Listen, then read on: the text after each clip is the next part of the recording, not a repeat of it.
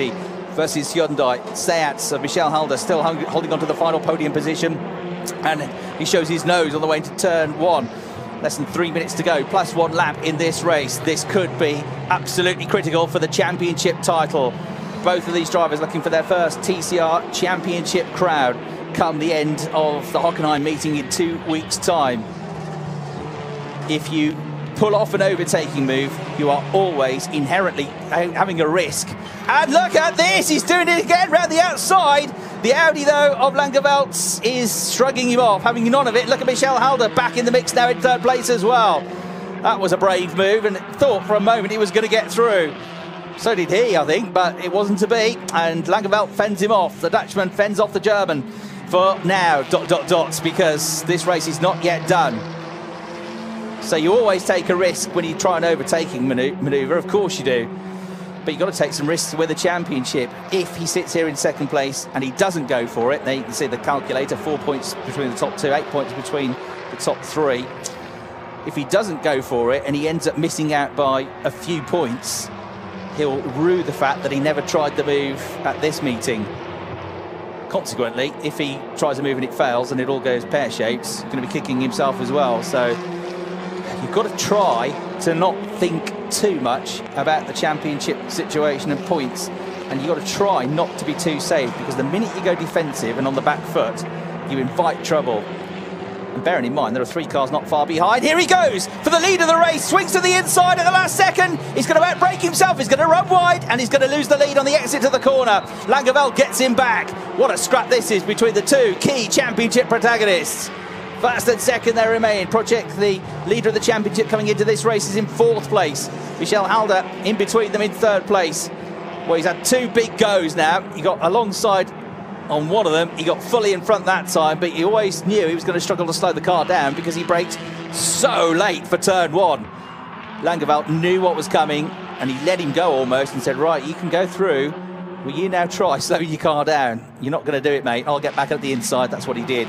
Cool driving from Langeveldt. I don't think he's got the quickest car here this weekend, but he's using his brains and he's driving a very, very smart race.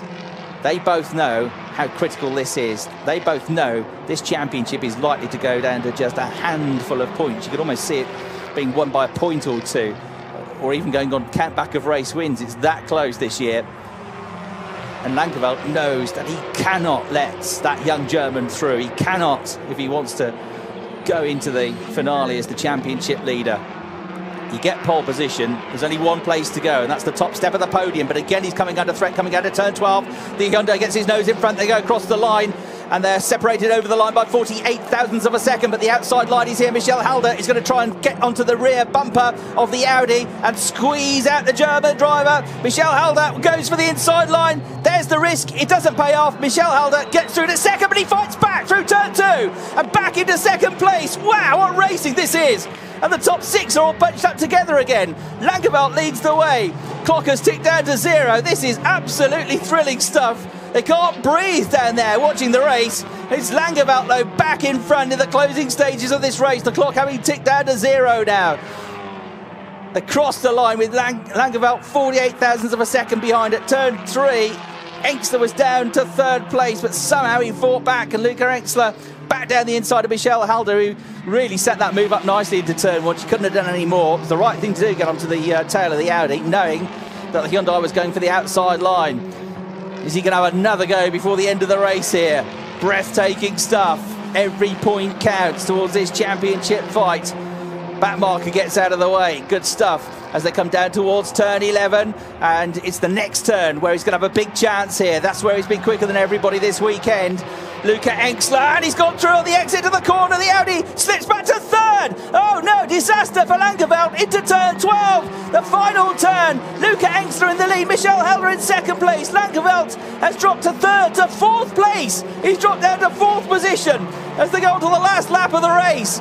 Now he's 5th. Oh, it's all gone completely wrong. What has happened to the car? He's got an issue, surely. Or was it just that he had a slip coming out of the corner, lost the momentum, and then they're all through because they're all so closely packed? But Luca Engstler is in the lead of the race, and he's in the lead of the championship. Michel Halder followed him through to 2nd place. And Pascal Lebel has come through to third position. Harry Project fourth place. Theo Guquan is having a look at the inside now. Langeveld being bullied out of the way here, but he digs in. It's a disastrous lap for him, a disastrous end to the race for him, but he's got to fight for every single point now. He's got to keep the Frenchman behind him. There at 5th and 6th positions. Well, I was expecting the move to come at turn 12, not turn 11. But I wonder how much of that was an issue for the Dutchman. Didn't see any contact from the camera position, but you never know. But either way, it just looks like the car's not working as well now, doesn't it? Drops a huge amount of time here. Could be an issue, I think, a technical issue. We'll see. But he's just got to hang on here for 5th place. But he is going to drop back to 3rd place in the championship standings, and it is going to be the perfect weekend for Luca Engstler. Pole, win, win. Here's the checkered flag. Maximum points. 95 out of 95, and the championship lead for the 18-year-old Luca Engstler with another heroic drive. What a performance that was. The win yesterday was mighty impressive, but from 10th on the grid and some of those moves into turn 12, phenomenal drive, absolutely brilliant. So Luca Engstler wins the race. 2nd place, Michel Halder.